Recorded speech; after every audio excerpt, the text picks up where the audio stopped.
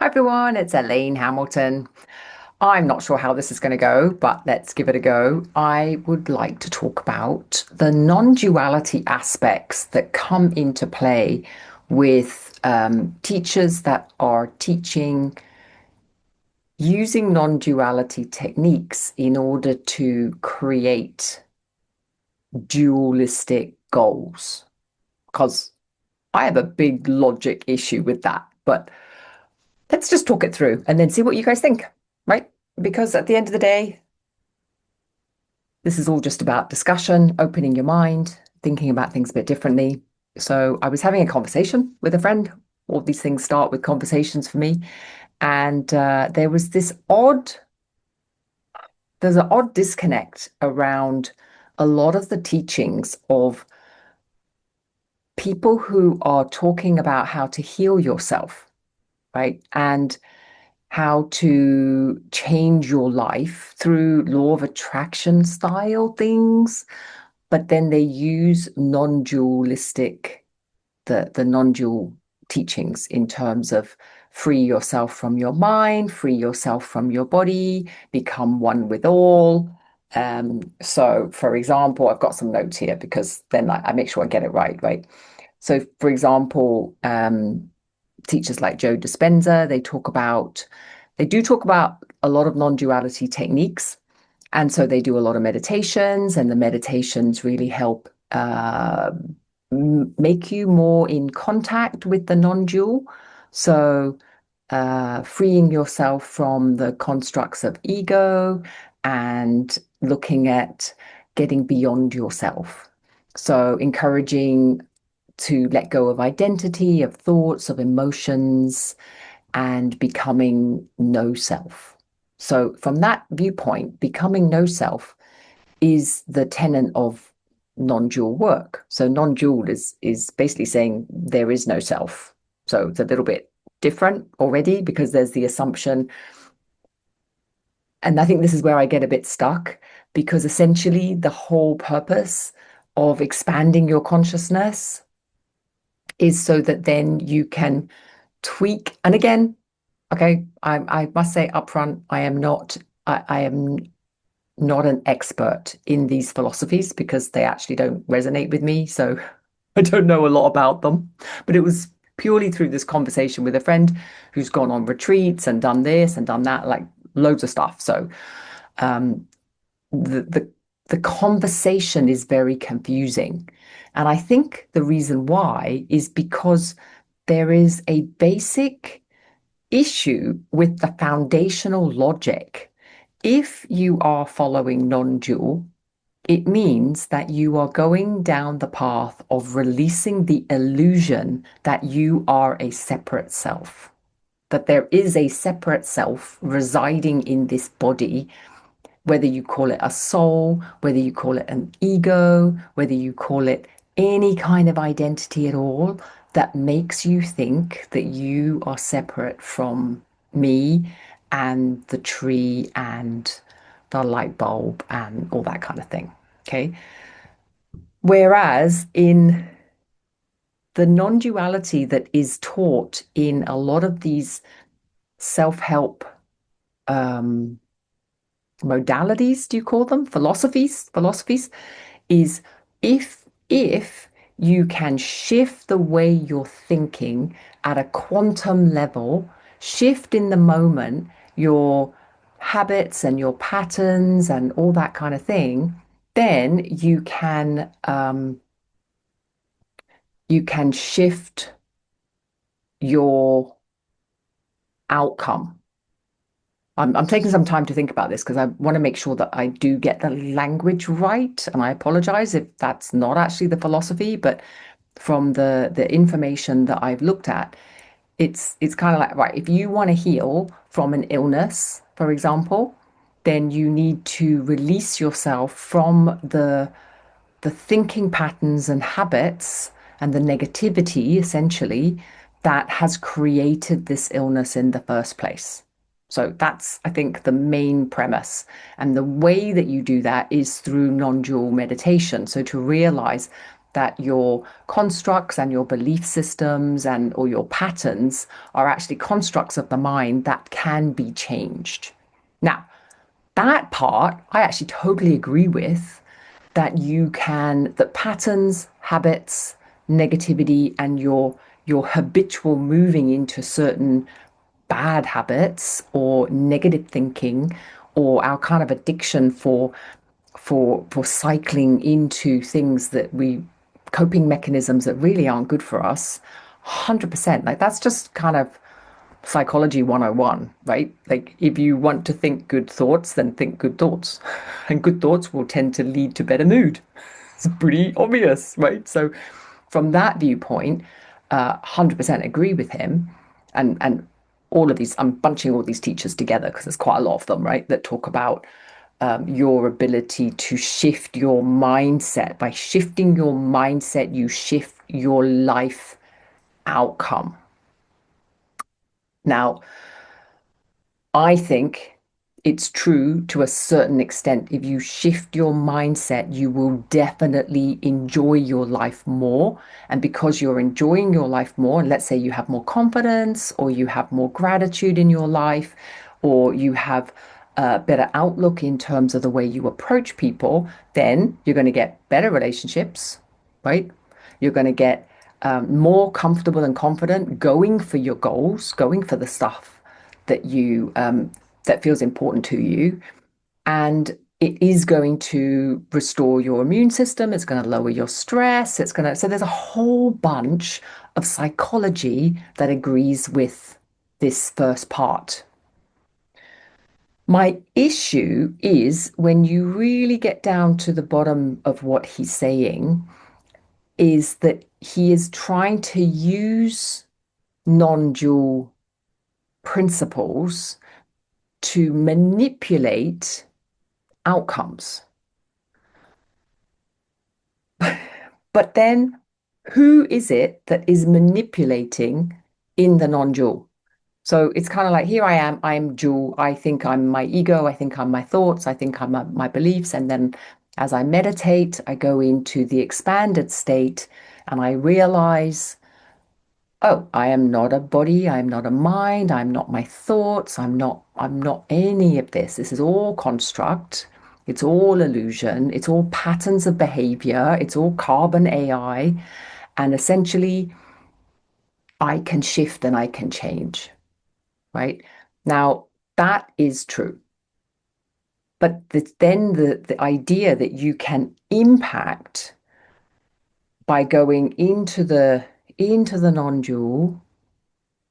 Once you're in the non-dual, you realize that everything is simply an arising and happening that is simply coming out of the creative impulse of the universe.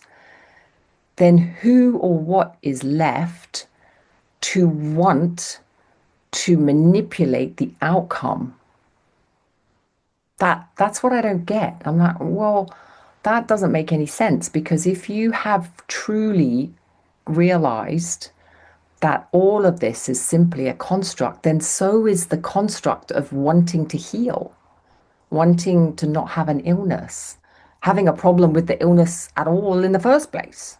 Because in the non-dual world, the illness is equally as beautiful as not having an illness. There's no judgment. So there's no ranking system that having this illness is better than that illness, but then having no illness is so. Do you get what I'm saying? It's like if you're really dabbling in the non-dual, then the ultimate goal is to see everything is exactly as it is, and it's arising from a place of experience. So there's simply the experiencing of it. If you are in the exact present moment that people like Joe Dispenza say, oh, when you get into that 0 point where you are totally present, then if you're totally present, there is no way you can think about a future, because that is not by definition in the present moment. You kind of get my confusion here. I'm like, what on earth are you talking about? If you are if you are totally present in the moment, there is no It's pure experience. As soon as you start thinking, any thinking, you're either thinking about the past or the future. So, by definition, as soon as you start thinking about a goal that you, as your personality ego, wants, then you've jumped back into duality. What, am I missing something here? Like, what? This is makes no sense.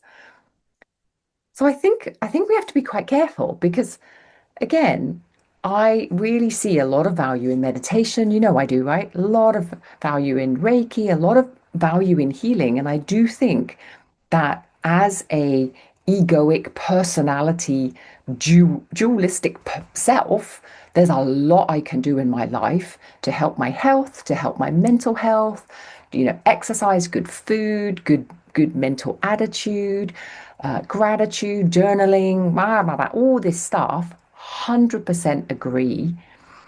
But I really get lost when these teachers then start mixing, oh, and now we're going to go into quantum physics and like the idea, yes, in the quantum physics, you have the particle or the wave simultaneously in that level. So it's like non-dual at its pure potential can be anything. It hasn't formed yet.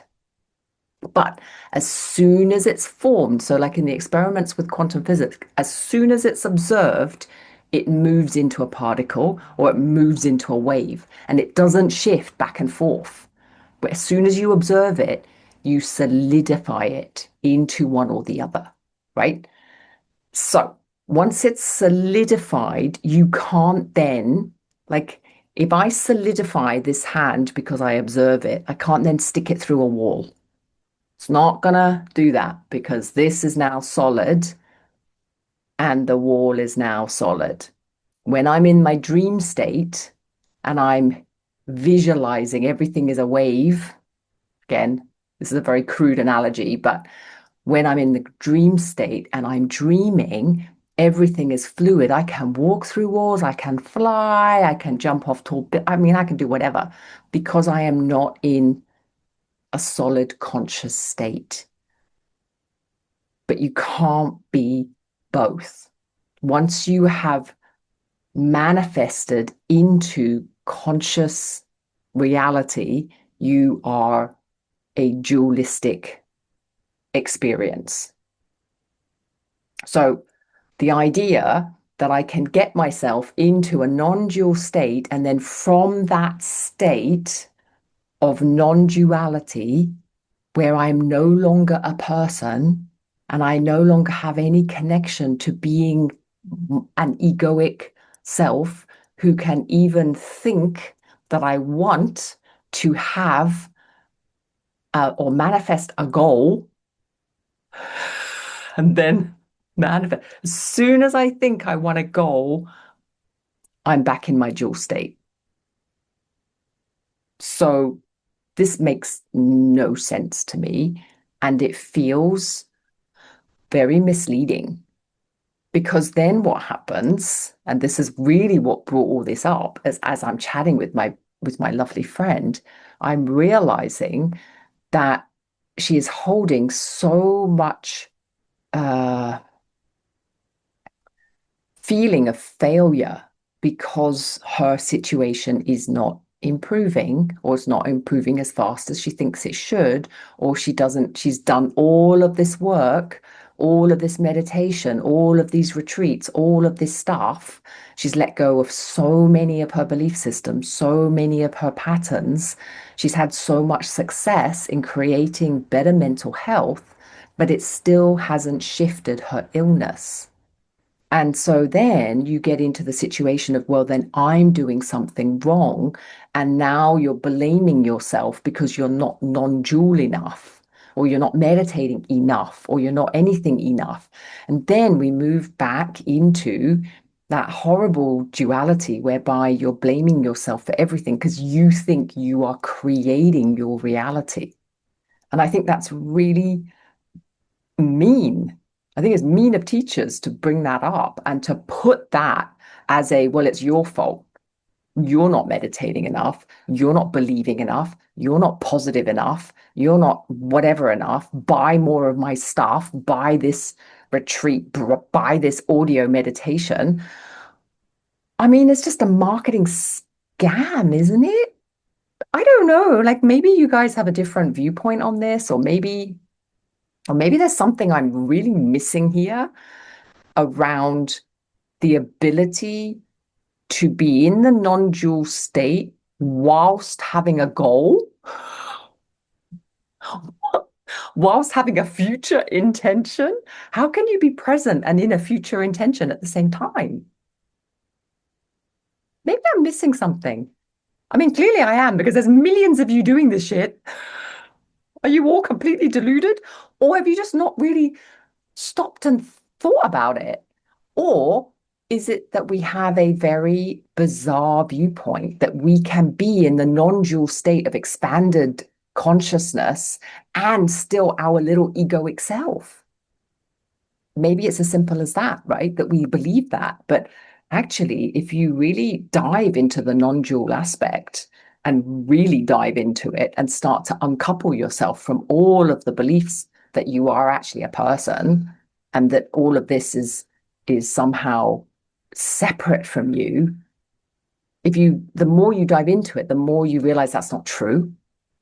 And then the more you realize that's not true, and the more you realize that everything is just an arising of consciousness, every second is simply an arising of consciousness, then the idea that if you were absolutely immersed as consciousness in the present moment, there would be no thoughts about what you wanted next. Yeah. So, in summary, these are not traditional non-dual teachers, but they utilize non-dual techniques as a mechanism to help followers achieve personal physical transformation. Yeah. Okay. Well, you know what? At the end of the day, the meditation part, definitely, the improving your physical, mental health and outlook, definitely. I'm a big fan of meditation, definitely. Like tick all those boxes, but just be careful if you start noticing that you're getting into that posture of self, like not good enoughness that happens with all this stuff. I'm not good enough. I'm not doing enough. I'm not being enough. I'm not meditating enough. I'm not like working on my belief systems enough, because your main goal is a transformation that may or may not be um, within the realms of your mental capacity to change. Because meditation definitely can help you to reduce your stress, and because the thoughts are very connected with your immune system and your stress and your nervous system and all that stuff, right? That's biologically like known. So there is that connection there. But then in order to try and think that I can use my mind to, say, overcome cancer or overcome Alzheimer's or overcome like illness like that. And I know people do. I know people do because I've read the books as well. And there are some extraordinary remissions. But just do remember that medically speaking, spontaneous remissions only happen a dozen times a year. But it does happen, right? The research kind of says, there's a good handful of people it happens to on this entire planet of 6 billion people. It does happen um, on a regular enough basis that it has its own name, spontaneous remission. But when you think about the millions of people that are listening to these podcasts and these meditations and trying to change their lives, out of those million, if you're telling me that there's a handful of people that are achieving it, I would say those are not great odds. And if it ends up making you feel worse about yourself and worse about your situation and makes you feel that you're doing something wrong, then that's really not cool. And if you're just spending loads and loads of money because you feel desperate about that, then I would say why not use meditation and a healthy mental attitude to bring more peace and acceptance into your life and to see that every single every single experience we have is exactly what it is.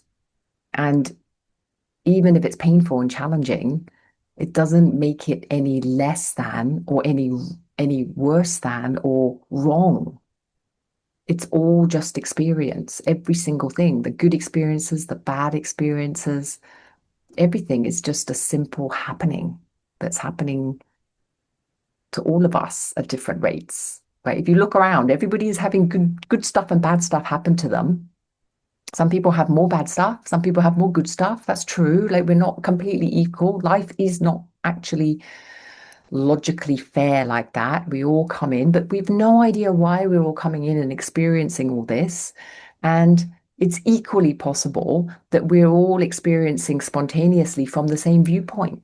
So actually, I'm you, you're me, we're all each other. And so the good stuff that happens in your life, I'm also part of that experience. And the bad things happening in your life, I'm also part of that experience. So it's not like there's a fairness monitor that is going on here. That's a very personality driven, egoic driven, good versus bad driven, marketing driven kind of mindset. And it's not actually, it doesn't stand up to a lot of scrutiny, honestly.